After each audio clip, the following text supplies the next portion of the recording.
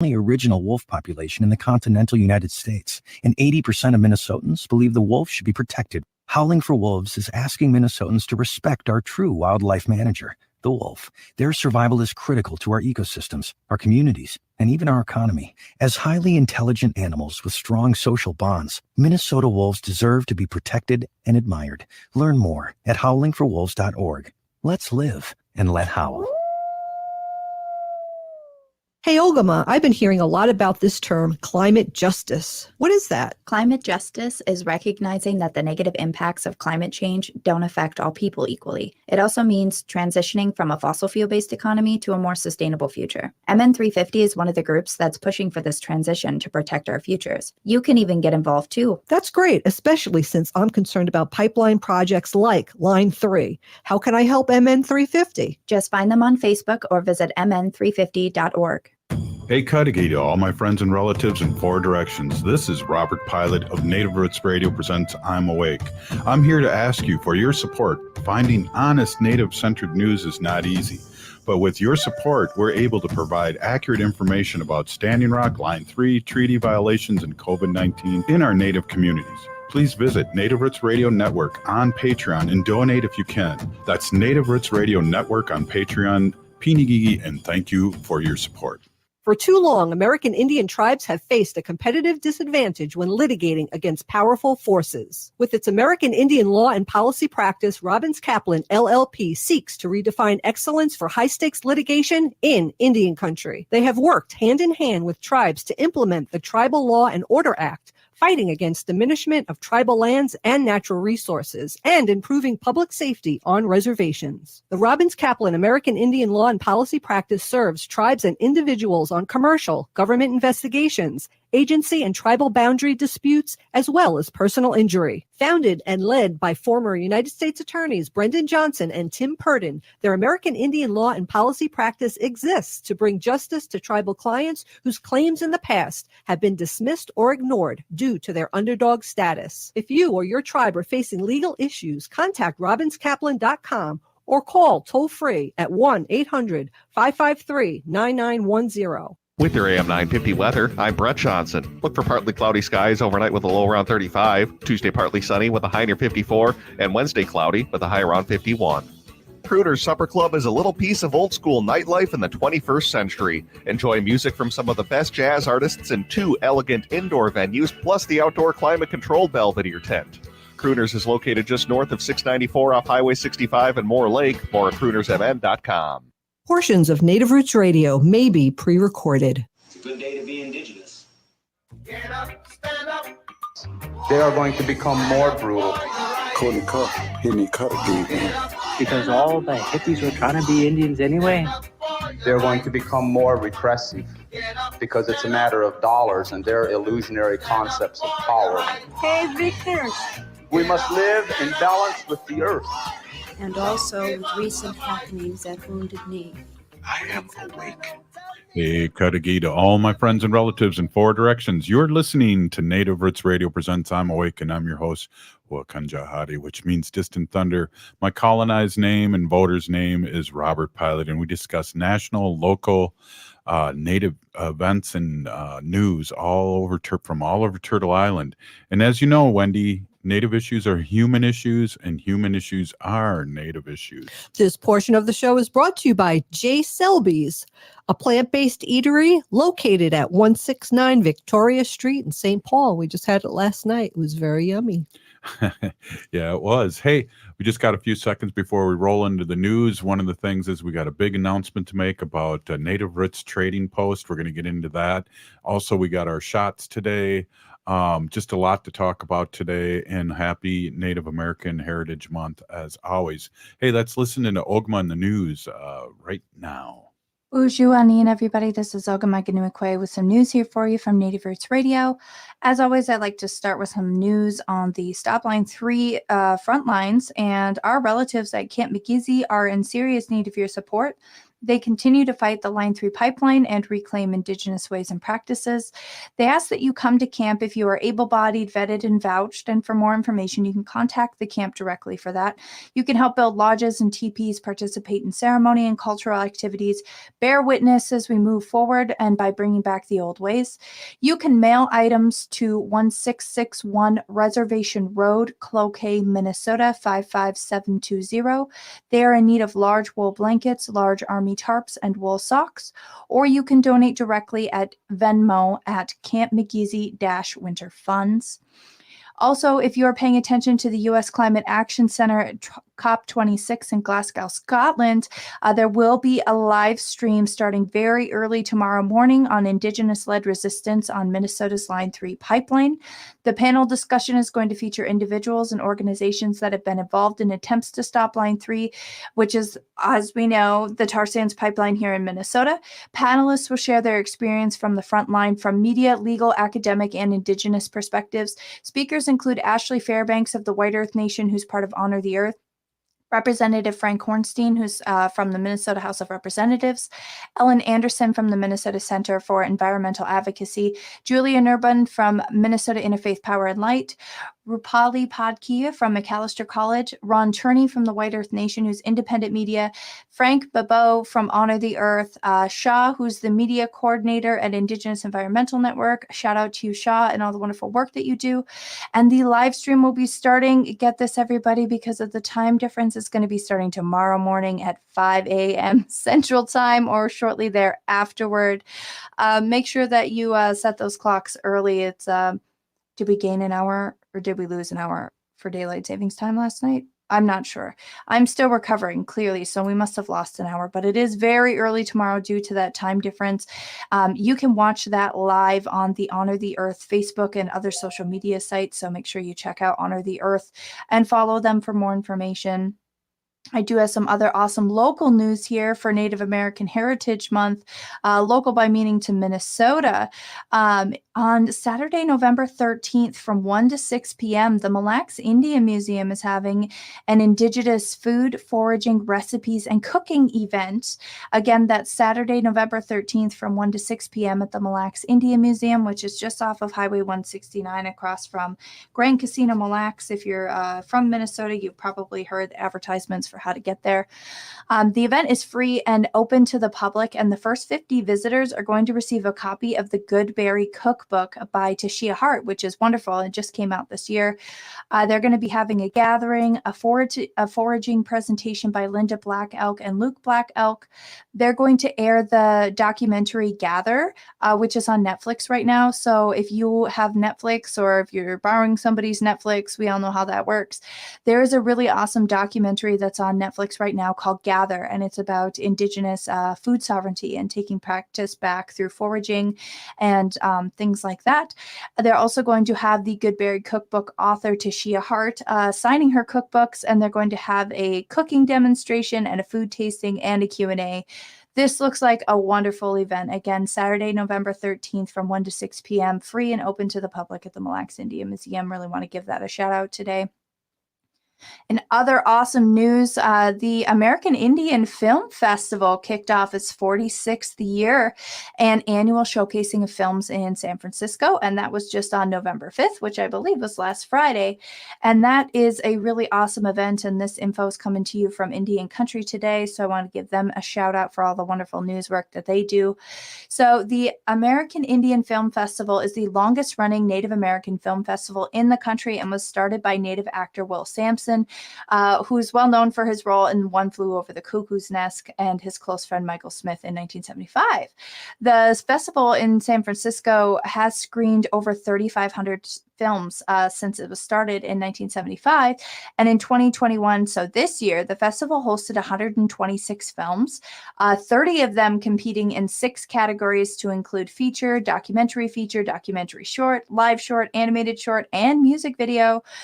Past feature film winners include Wind River, Barking Water, Smoke Signals, and Powwow Highway. A lot of us know these movies. They're really wonderful.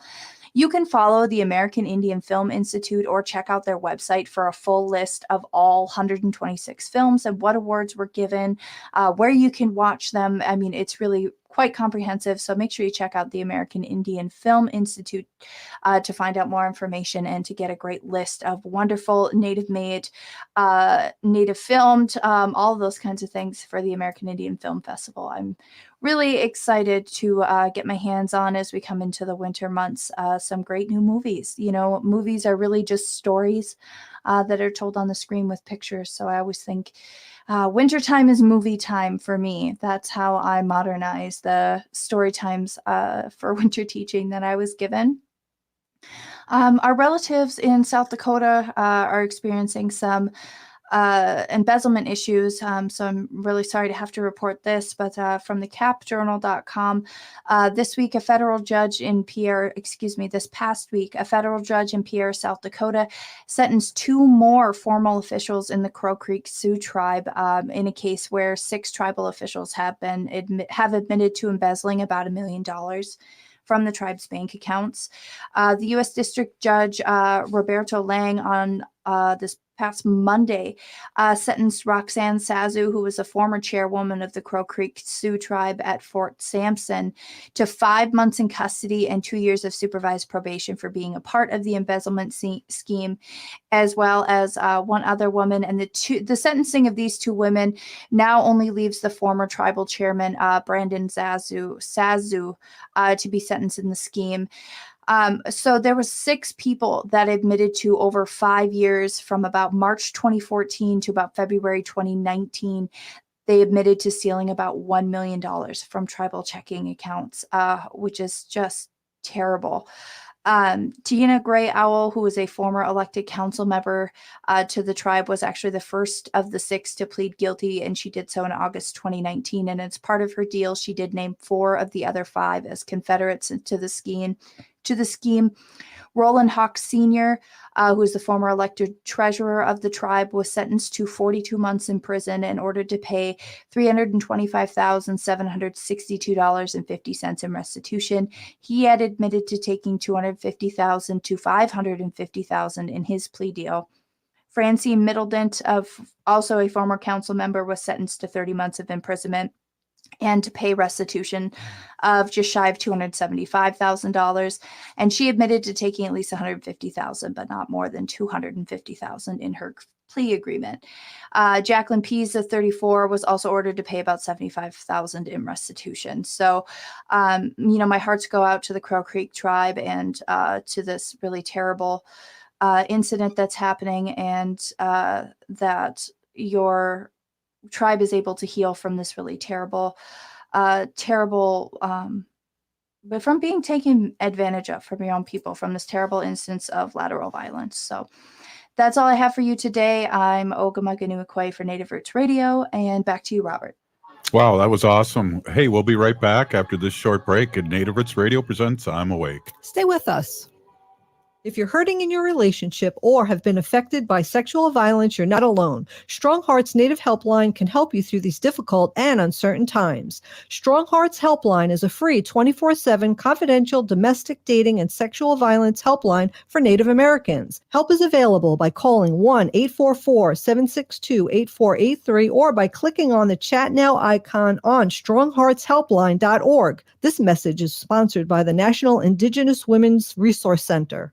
Minnesota has the only original wolf population in the continental United States, and 80% of Minnesotans believe the wolf should be protected. Howling for Wolves is asking Minnesotans to respect our true wildlife manager, the wolf. Their survival is critical to our ecosystems, our communities, and even our economy. As highly intelligent animals with strong social bonds, Minnesota wolves deserve to be protected and admired. Learn more at howlingforwolves.org. Let's live and let howl. Hey, Ogama, I've been hearing a lot about this term, climate justice. What is that? Climate justice is recognizing that the negative impacts of climate change don't affect all people equally. It also means transitioning from a fossil fuel-based economy to a more sustainable future. MN350 is one of the groups that's pushing for this transition to protect our futures. You can even get involved too. That's great, especially since I'm concerned about pipeline projects like Line 3. How can I help MN350? Just find them on Facebook or visit mn350.org. I heard sex trafficking happens a lot in Indian country. What is that? Here are some of the real reasons why sex trafficking happens in Indian country. Unequal gender roles that were forced on us by colonization. Communities don't have enough resources. Silence around domestic and sexual violence. Lack of attention and justice for missing and murdered Indigenous people. There's a lot of behavior that keeps our communities out of balance. These are just a few true reasons why Native communities are targeted by traffickers. When these acts of violence happen in our communities, it opens us all up for exploitation. Sponsored by the Minnesota Indian Women's Sexual Assault Coalition.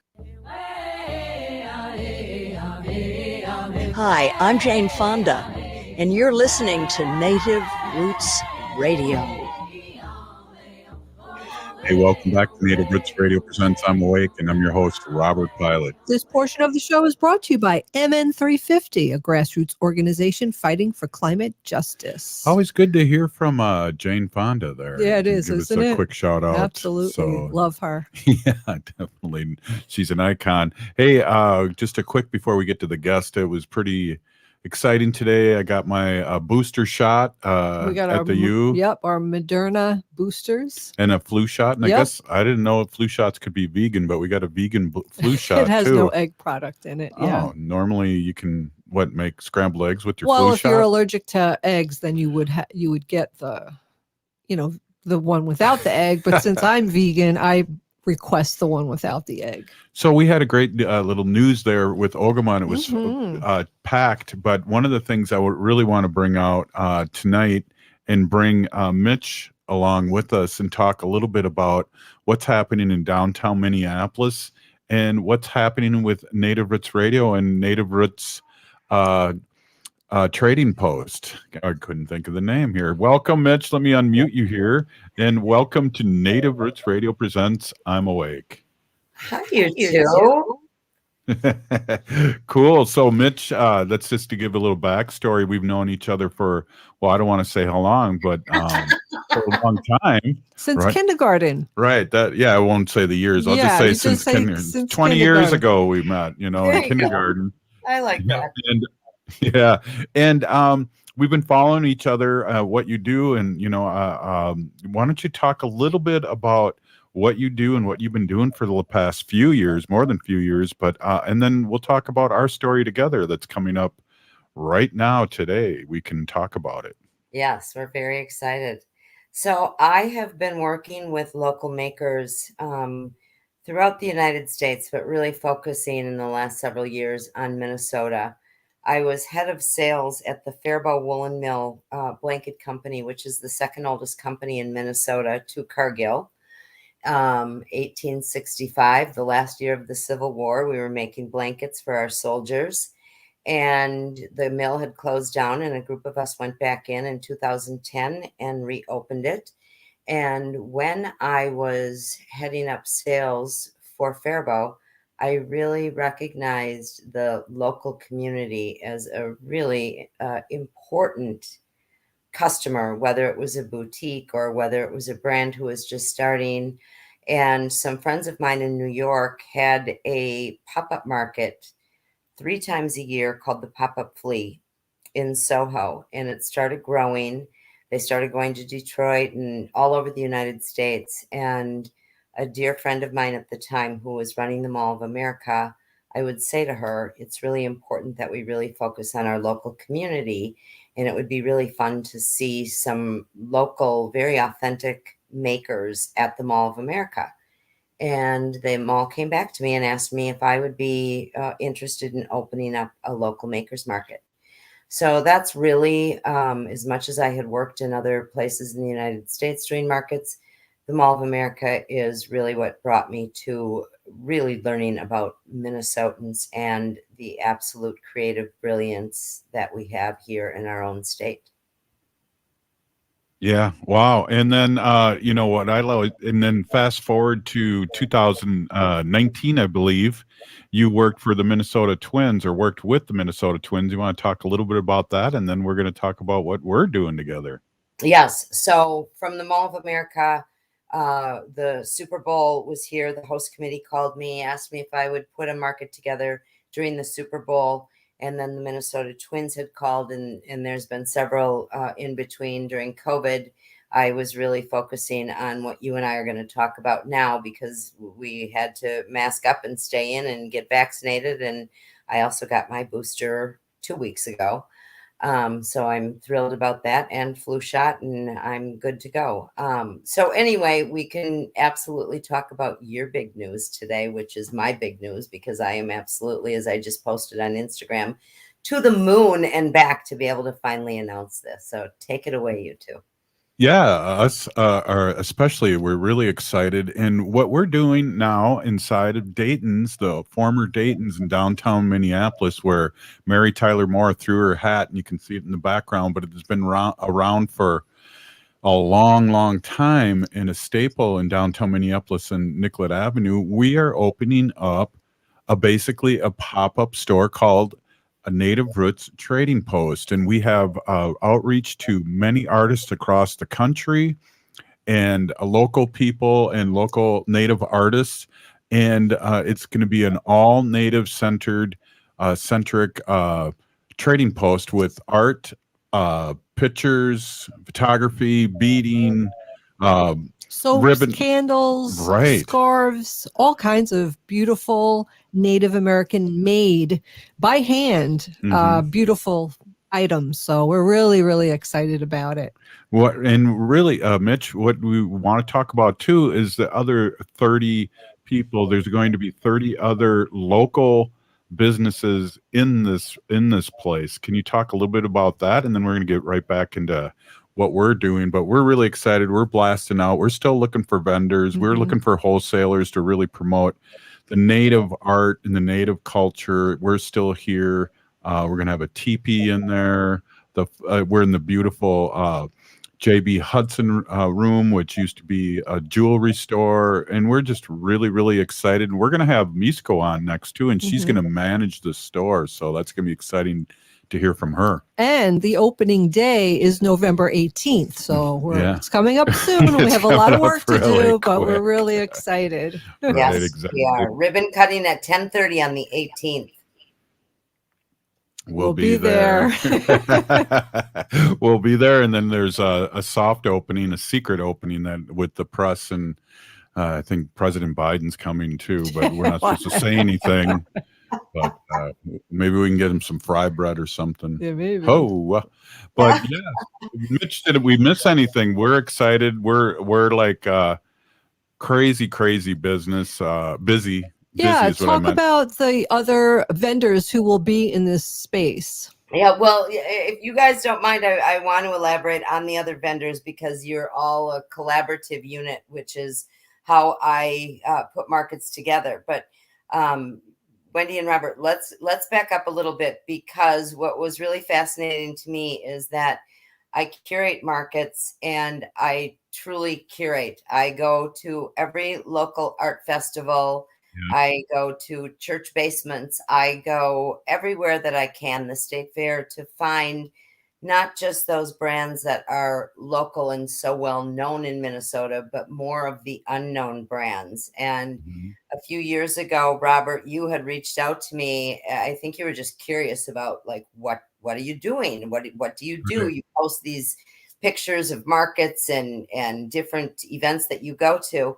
And that's really when you and I redeveloped our relationship from kindergarten, and you made me very curious because of your heritage and being a Native American yourself. And so we started talking, what could we do together?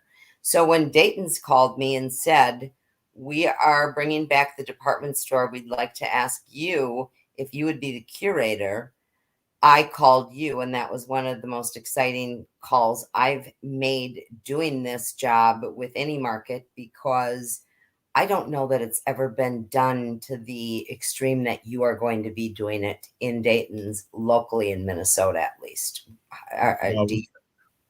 5,000 square feet. Yeah. I mean, in a permanent place for artists to show their art. And it's almost going to be a museum, like trading post store, and we're excited to get all these people in and promote Native art and Native culture. And it was funny.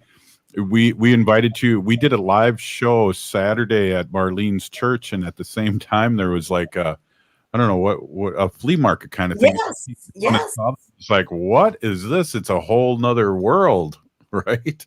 yes. And you texted me, and I came over, right? Right away. Yes. Crazy.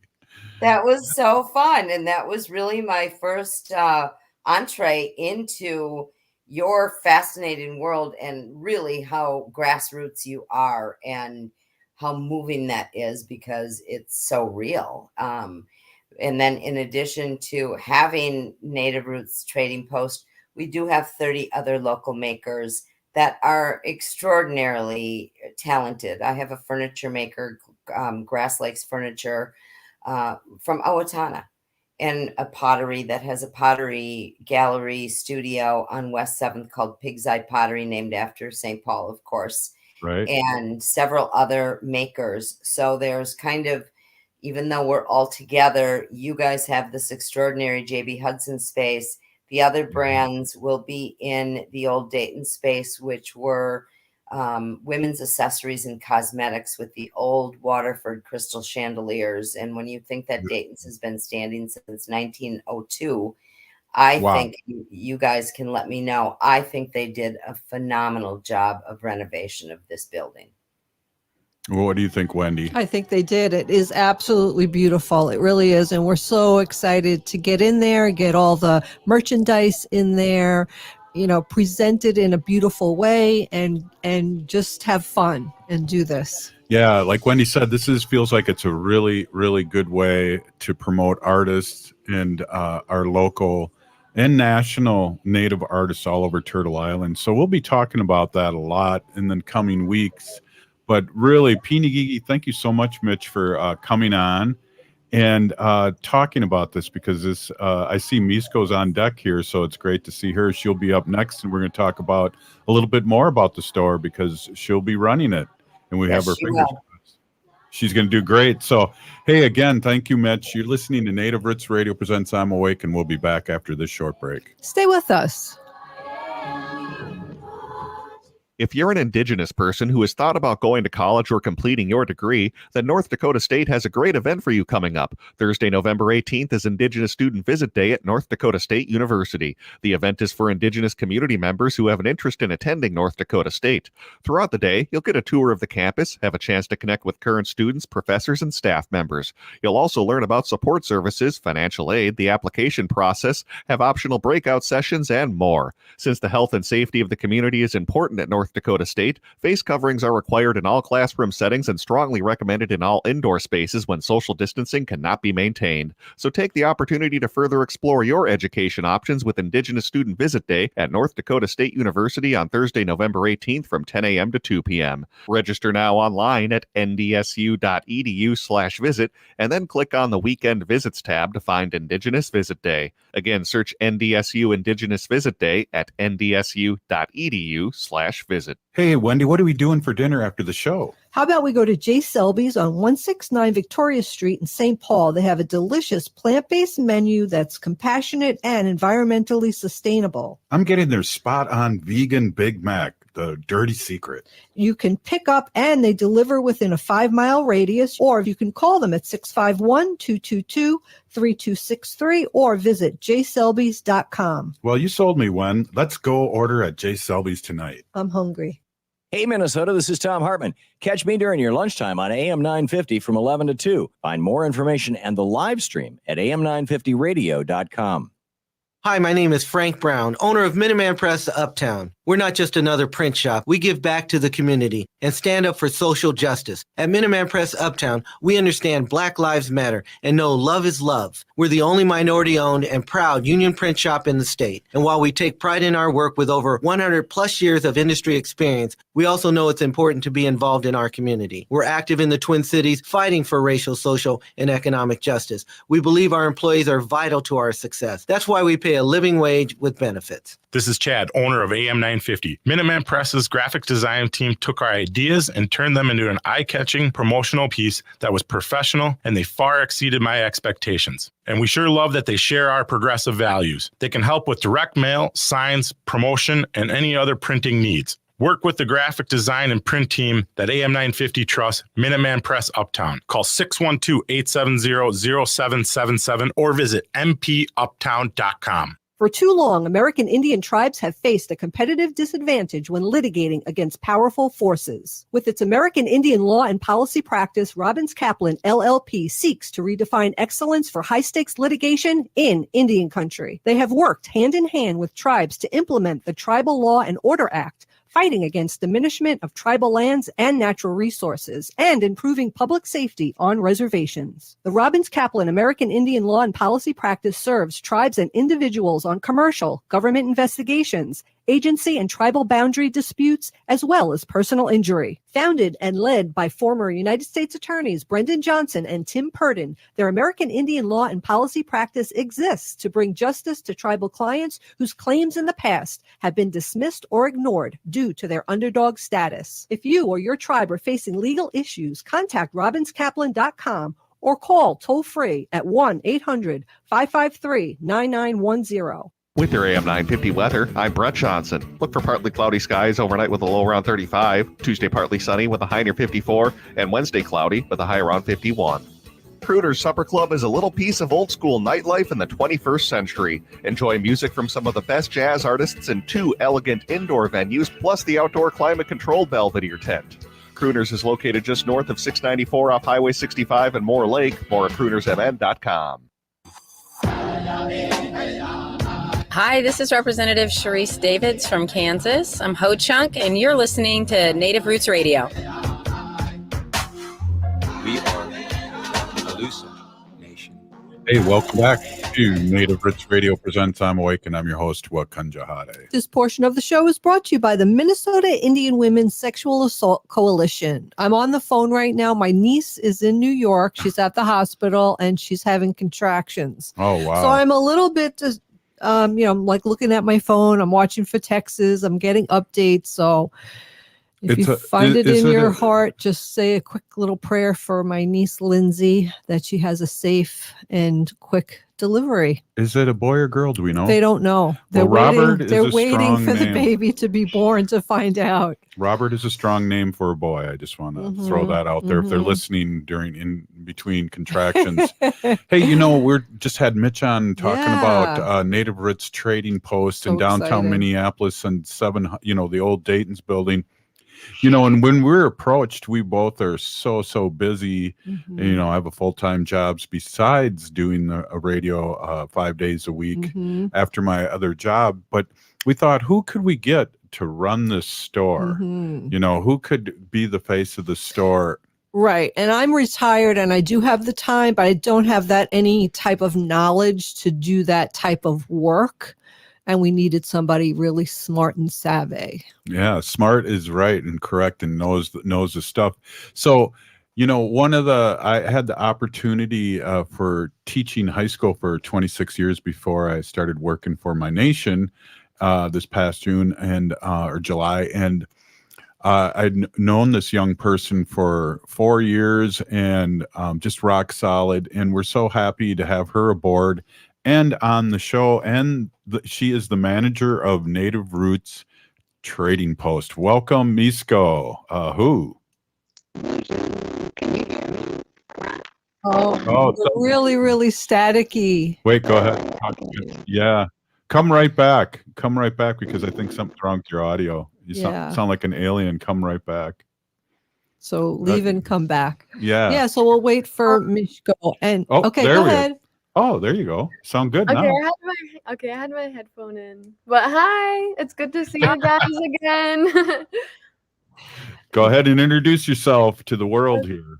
Okay. Bujun and Dinaway Maganiduk, Misko Gamiwan Indigenakas, Migaze Anagoyekwe Indigu. Waswaganignan Dunjava. Hello, my relatives. My name is Misko Gamiwan. I'm Bear Clan from Lac du Flambeau, Wisconsin. I'm 20 years old. I'm a jingle and fancy shawl dancer, as well as a multimedia artist. And I'm so grateful to be here with you guys. Yeah, we are really grateful too, and I think we're going to try and get once a week updates from you from now on. But one of the things too, Misko, is that you are TikTok famous too, and it's always good to. Why don't you talk about that just for a second and give out your handle too, and then we'll talk about the store. Okay, sounds good. So, like I said, I'm a multimedia artist, so that includes sewing, beading. I like to do digital art. I took digital photography for about 3 years with Robert. And I took technical video production with Robert, and then I took digital photography in another class. I was studying film at Augsburg University, and I don't know, I really enjoy making videos. I think the editing process is really fun, to see all of the bloopers, but then to make a final piece and upload it. So I don't know, about a year ago, or a little over a year ago, I got on TikTok just for laughs and to also inform and educate, because before social medias that we have today, there wasn't a lot of media produced by Native people sharing our narrative. It was always from someone who's not Native sharing their perspective on who we are, what they think we look like. And a lot of it was just old stereotypes and, old images of who we were or where we came from. And so I think it's good for like young people and people to get on the internet and share their own personal narrative on what it's like to be a Native American today. For me, what it's like to be an Anishinaabe and Dakota, raised in the cities. And so going on TikTok, at first, I was bullied for my teeth. I faced a lot of racism, but just knowing who I am and staying strong in my identity helped me overcome, those challenges. And then just continuing to learn who I am, learn my history, learn my language, and learn dancing and bring old ways back, or get stronger in my identity, and then to share it with other people, because not only did I used to have identity issues or not feeling like I fit in, but being able to make content that other people can relate to, making us feel seen. Not all Native people are the same, but being able to share who I am inspired other people to learn their history, learn their culture, and learn their language.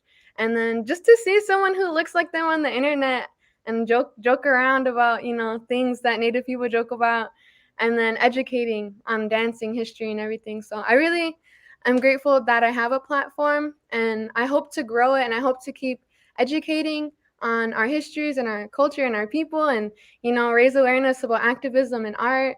And it's just, I don't know, it's something really cool. I just do it for fun, so I really, really enjoy it.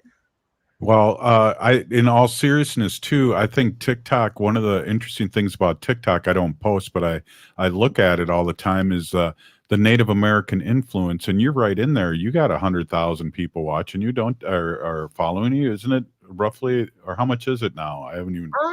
I have 59,000 followers, I think, Mhm. on TikTok, and like 10,000 on Instagram. But I get like I think my highest viewed video was like 700,000 views. And people from all over the world come into my live streams on TikTok, like people from Europe, Australia, New Zealand, France. I don't know, just from all over. So it's really crazy how like far out social media can get to people, and how they can like see my content as an Indigenous person posting about like Native things, which is really cool. Well, and that fits right in what we're doing down at Dayton's, Misko, is that we're really trying to promote and going to be promoting Native artists and like yourself. Put you in that too. You'll be running the store, but tell us your thoughts about this, and maybe you can even do a live TikTok once the store is totally set up. And let people know how they can find you on TikTok. Oh yeah, okay. So all my social medias are at Misko Gimiwan. So this name that you see on the screen somewhere, my first name is all my social medias. So once you learn how to spell that, you'll be able to find me. And then to spell it out, it's Miskogihmiwan. Misko Gimiwan. It means red rain in the Ojibwe language. Okay, you'll have to spell that once more before you're done so Yeah, people can because get their pen ready. we got about 20,000-30,000 people listening to us on the radio. Okay. Not just us watching on Facebook, but it's good to see on Facebook. But how excited are you to promote these artists and talk to people and just be out in front of the people and talk them about Native art and culture? I'm extremely excited because all my life, I've been like I enjoyed art, but it was never something that was, the forefront of my life or something that I really expressed myself through. I just like to do it for fun and I was good at it. But I always put my focus on school, I don't know, just doing things that is the society kind of expects from people. But then as I got older, I started doing art more and I started learning, you know, how to dance and traditional ways. And I don't know, I really wanted to learn how to make regalia. I really wanted to learn how to make beadwork. And it's really expensive because, a lot of time goes into it, a lot of money, a lot of effort, and a lot of creativity goes into it. And so for me to learn that, it made me feel, like I said, stronger in my identity. I got to connect with more people. I got to meet new people, learn tricks, learn my own tricks and, things that I like to do. And so for me to become an artist and for me to identify as an artist was really hard because I never felt like I fit that title, or I never felt like, that was something that I could rely on. But as like I grew to know more people and, going on social media and seeing such beautiful art created to represent, movements, to represent, our way of life, or just beautiful visuals that people create. For me, it just really, I wanted to be a part of it. I wanted to get into it and I wanted to meet more people and get inspired.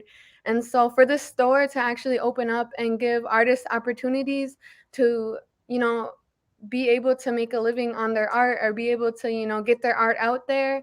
And I don't know, I just think it's really cool because we just need a platform. We need something to push us. We need to be visible.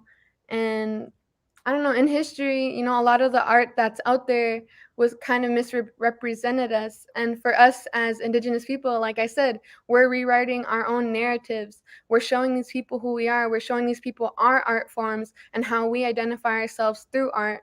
And, the movements and the things that we can show through our art to the people is what's important. And so, to give these artists, more of an advantage to showcase their work, I think is really amazing. Yeah, and one thing, we only got a minute left, and I really appreciate you being on. You're such a busy person, not only with your art, but just paying bills and doing work. But when you bead something for the first time, what are you supposed to do with that? Don't you give that away? Yeah, I was told that when you create your first piece that you're to gift it away. Yeah. And guess what I have? I don't have it with me right in front of me, but it's in the next room. But I have that beautiful beaded piece you gave me with the teepee and the microphone in, which is a Native Roots Radio logo. And I'll always love that, Wendy. You cherish that, yes. And it was really something else that you were gifted her first piece. So how special is that? And the pop socket, too. I still have that. I thought that was the one you were going to say was the pop socket. Yeah, but I really appreciate you, and watching you become the person you're meant to be is just a gift for the whole world, and I really appreciate you being on. And keep up the good work, and we'll be talking to you tomorrow with the Native Roots Trading Post. Here's the manager, Misko, right on. Thank you so much, Misko. Yeah, thank you for having me on. It was really good to be here. Gigawabaman, talk to you guys later. Sounds great. Hey, you're listening to Native Roots Radio presents I'm Awake, and up next, Sacred Animal Section with Wendy Pilot. You're listening to Native Roots Radio presents I'm Awake. Stay with us.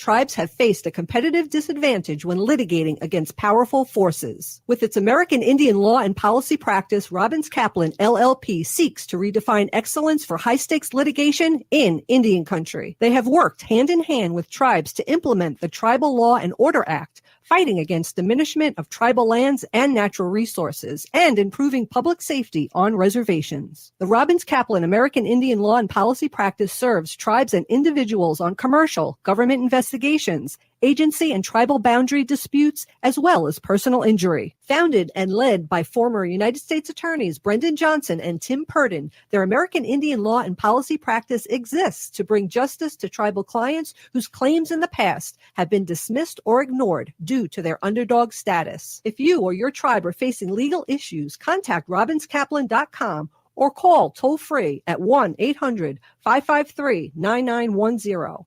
Hey, Cudahy to all my friends and relatives in four directions. This is Robert Pilot of Native Roots Radio presents I'm Awake.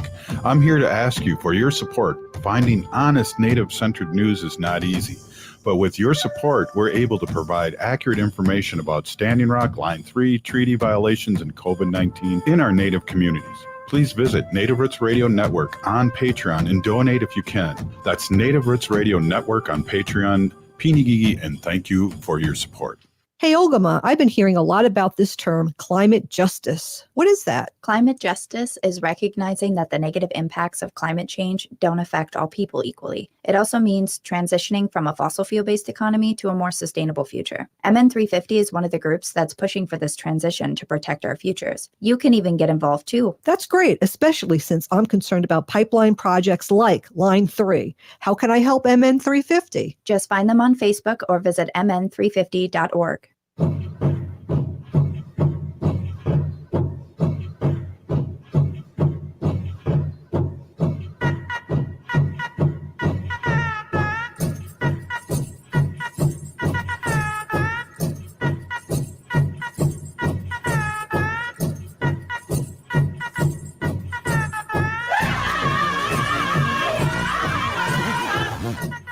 Hey, welcome back to Native Roots Radio presents I'm Awake. And get that cat.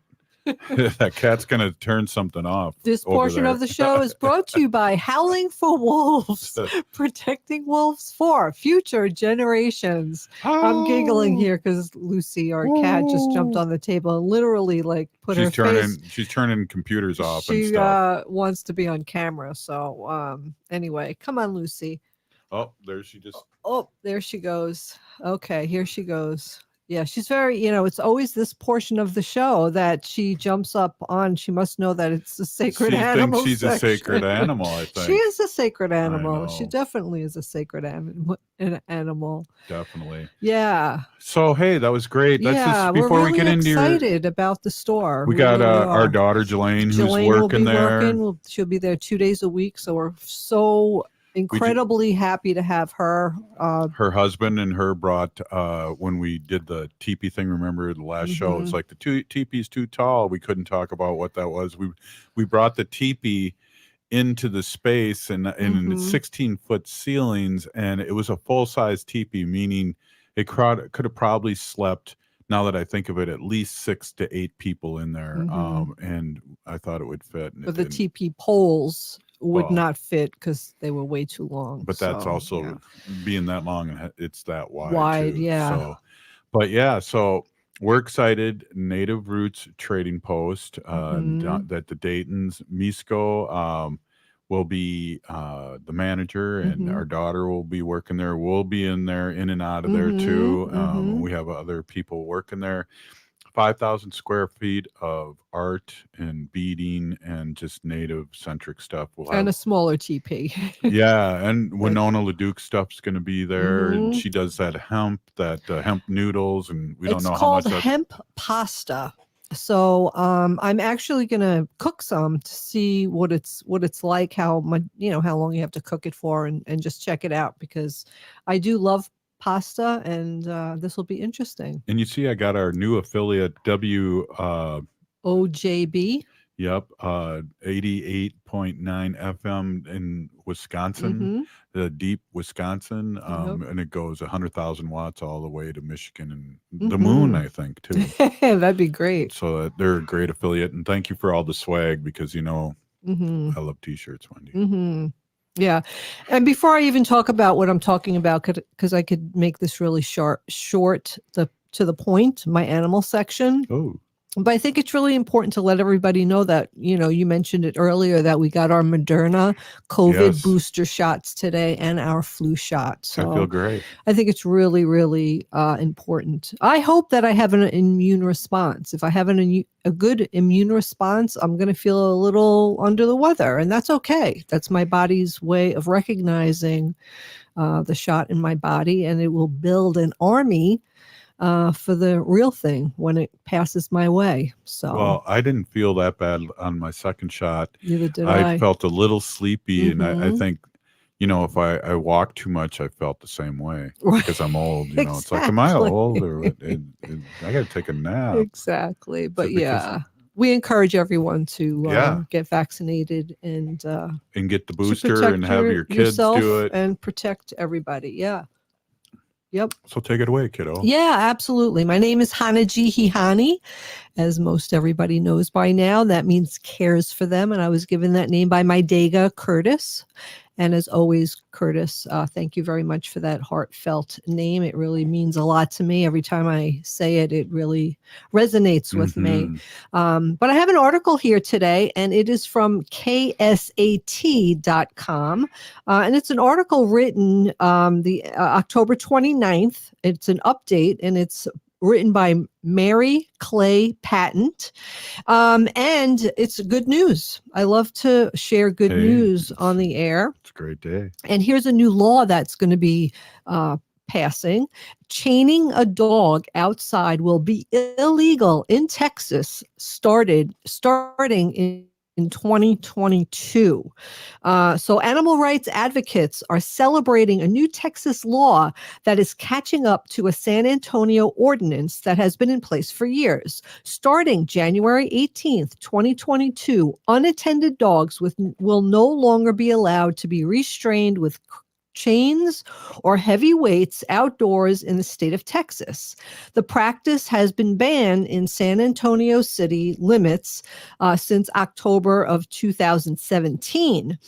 The law is called SB 5, also prohibits an owner from leaving a dog without adequate shelter, shade from direct sunlight, drinking water, and an area that allows the animal to avoid standing in water or exposure to excessive animal waste. And, these things just really just make sense.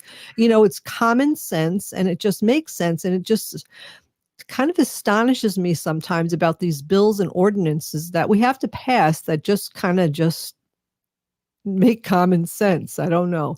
Governor Greg Abbott signed Senate Bill 5, also known as the Safe Outdoor Dogs Bill, following the Texas legislators' third special session. The governor previously vetoed a version of Bill SB 747 in June, saying the wording was too micromanaging. No, yeah. What's the law supposed to be? I'm surprised Texas is leading the way, to tell you the truth. I am too, and that's why this is really something else. Good news. It is, because Texas is so bad with everything else. So exactly, right? Yeah. Senate bill, the old bill, Senate Bill 747 would compel every owner on pain of criminal penalties to monitor things like the tailoring of the dog's collar, the time the dog spends in the bed of a truck, and the ratio of tether to dog length as measured from the tip of the nose to the base of the tail, Abbott said in a veto statement for this 474. Texas is no place for this kind of micromanaging and over criminalization. So what happened was, after he vetoed that particular bill, what happened, there was such an outcry from animal advocates all over the place. that what happened was they had to make this SB5. So they reworded the bill and they represented it.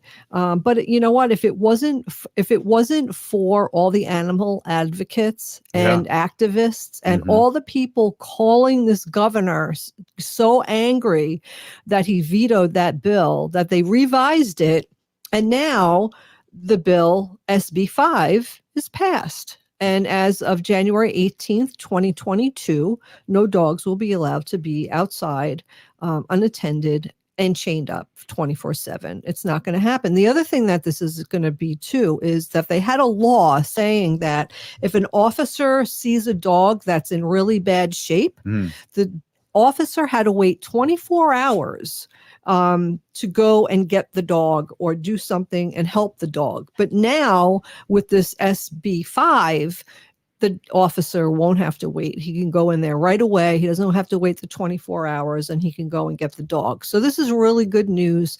And I want to thank everybody who called in and emailed and wrote in and called and left messages for this governor. Because it would have been dead in the water. Works. And it calling, works. Emailing, it always works. So if you care about something, call about it. That's awesome. Great news. Hey, this portion's brought to you by Native Roots Trading Post, accentuating natives from all over Turtle Island. Hey, I just made that up. I would like to end with these thoughts. If you are listening to this show, you're part of the resistance. From Chief Plenty Coops, the ground on which we stand on is sacred ground. It is the blood of our ancestors.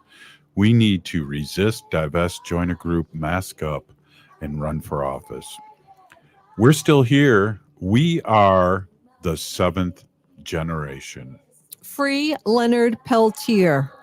Stop line 3. Please get vaccinated. Shop at Trading Post, Native Roots style.